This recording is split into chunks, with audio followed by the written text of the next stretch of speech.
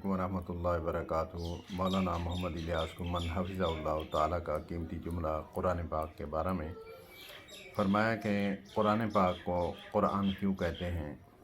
کیونکہ قرآن پاک جو ہے یاسین والقرآن الحکیم، قرآن جو ہے قرأت سے ہے، قرأ اللہ پاک نے بھی فرمایا تھا اقرأ، پڑھ اے نبی محمد صلی اللہ علیہ وآلہ وسلم، اپنے رب کے نام سے پڑھ۔ اور قرآن جو ہے وہ پڑھنے کے لحاظ سے ہے، اور کتاب اس لیے کہ ذالک الکتاب لا ریب فیہ، کتاب لکھنے کے لحاظ سے کیونکہ لوح محفوظ میں لکھی گئی، اور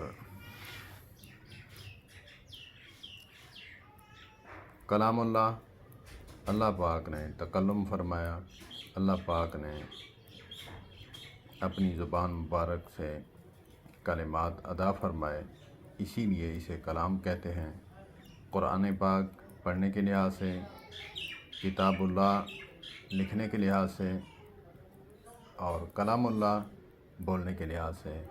اللہ پاک ہمیں علماء کے ساتھ وابستہ رکھے اور قرآن پاک کے ساتھ وابستہ رکھے، اور ہمیں دین اسلام کے ساتھ وابستہ رکھے۔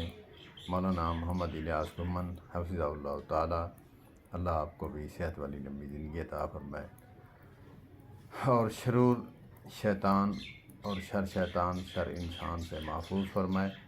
والسلام علیکم ورحمۃ اللہ۔